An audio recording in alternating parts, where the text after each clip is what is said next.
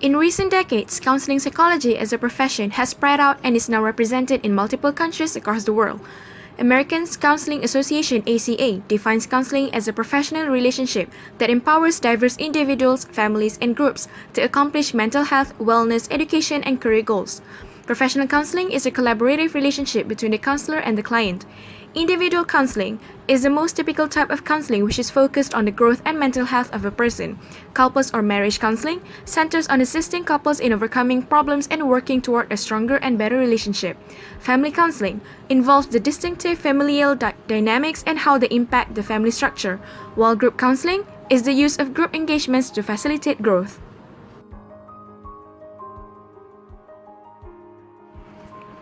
Basic important skills are needed to improve the counseling sessions. Listening observing is one of the most valuable counseling skills and can be used in 3 different ways: attending, active listening, and verbal listening. Another skill that can be mastered is asking questions. It can occur in 2 forms, closed and open. Closed questions are meant to be answered with a definite yes or no. Meanwhile, open questions are essential in gaining information. Reflections are also used in counseling sessions to accurately describe the client's state through verbal and nonverbal cues. They come in the form of feelings reflections, restating, rephrasing, and affirmation.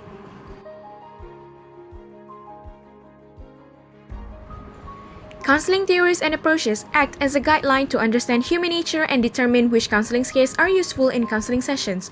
Humanistic counseling theories are such that people have all the resources they need within themselves to live healthy and functional lifestyles, and that problems happen resulting from limited or unavailable problem-solving resources.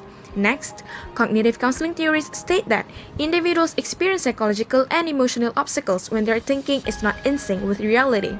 On top of that, behavioral counseling theories hold that people engage in problematic thinking and behavior when their surrounding supports it.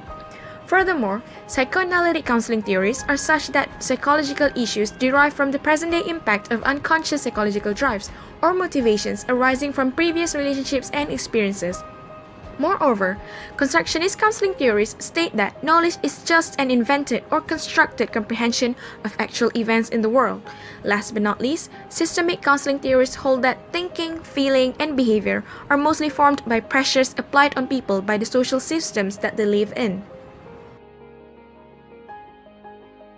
Next, I will explain about counseling process, technique of counseling, and limitation in counseling. Counseling process is a planned, structured dialogue between counselor and client. There are 4 steps in counseling process. First is developing a relationship. Counselor should be willing to communicate with client. It's about action that reflect genuineness, integrity, and empathy. It also builds supportive atmosphere which client open up and speak their mind. Second is making an informed assessment. This is an effective evaluation as happen as both counselor and client to collect data and find out what actually going on, and counselor can decide what needs to do immediately to improve the outcome for the best. This also develop the communication strategies of the client to help cope with a difficult scenario. As we know, assessment is a continuous method which need to check whether client frequently see how things are changing, while reassessment is help client to make sure they are on the right track. The third one is establishing mutually agreed upon goals and objectives.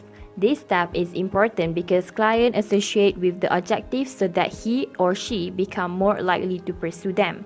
Lastly is developing an implementation plan.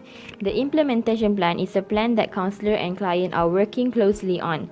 This will prevent, interfere, or cope with harmful habits and activities.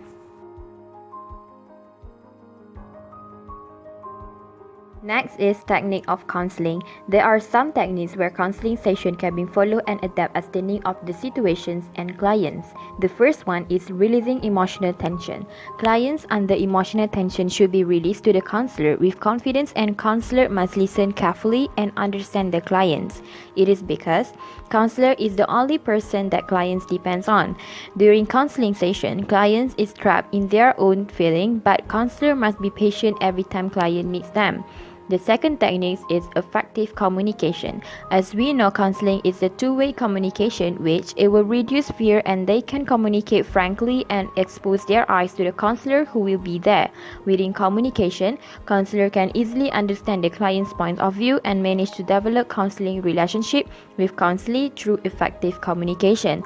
Last technique is performance of counseling session. Many reasons can affect performance. The reason found must be removed by counselor in order to help counselee to solve their problems.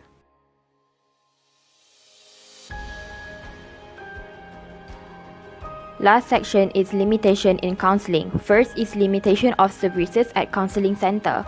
Counseling center is a place where we can assist as many as students as possible to deal and overcome with personal and social problems.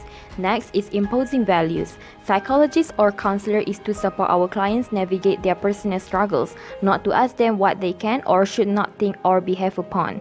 Therefore, counselors shouldn't work without adequate preparation and oversight in their profession or specialization.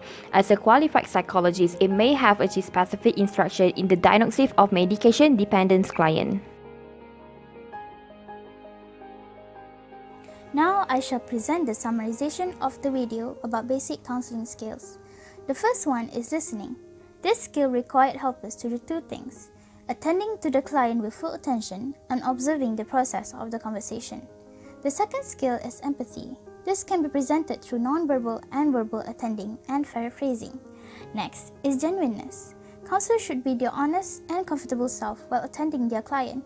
Counselors should stay focused on achieving client's goal and avoid rambling about themselves. The fifth skill is unconditional positive regard. This can be done by showing endless amount of kindness, encouragement, and free of judgment towards their client.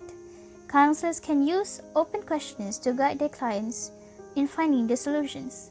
Counselors can also use information giving by presenting data, facts, and statistics to possible problems and solutions. The last one is interpretation.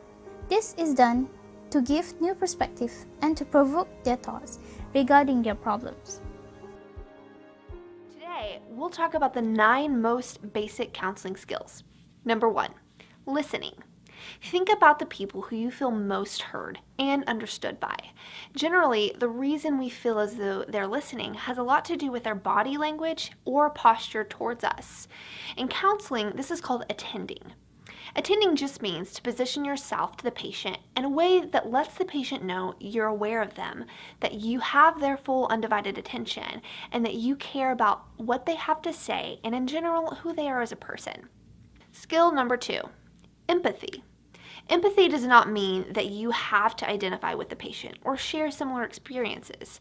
You may not actually know how they feel, but it's important to develop the ability to discern another's experience and then communicate that perception back to the individual to clarify what they have said. Skill number 3, genuineness. Be honest, be yourself, be comfortable. Skill number 4, unconditional positive regard. Regardless of what is said, there needs to be an endless amount of kindness and an expression of caring. You may disagree or see flaws in their reasoning, but your job is not to argue them to your side, but to gently encourage them to see things through the scope of reality. Skill number 5, concreteness. It's important to stay focused on specific and relevant facts and feelings and to avoid getting off topic, making sweeping statements or talking about the counselor rather than the client. Skill number 6, open questions. This is a helpful questioning method to get your client to clarify or explore thoughts and feelings. Skill number 7, counselor self-disclosure. This is when the counselor shares personal feelings, life experiences, or certain reactions to the client. Skill number 8, interpretation. This is any statement outside of what the patient has actually said or may even be aware of. When interpreting, the counselor is able to provide a new perspective, provoke thoughts or feelings, or present an explanation for behaviors. Skill number 9, information giving and removing obstacles to change. You want to humbly present data, facts, wisdom, resources, or answers to questions. Together with your patient, identify possible problems that may be hindering their growth process and think through possible solutions and alternatives.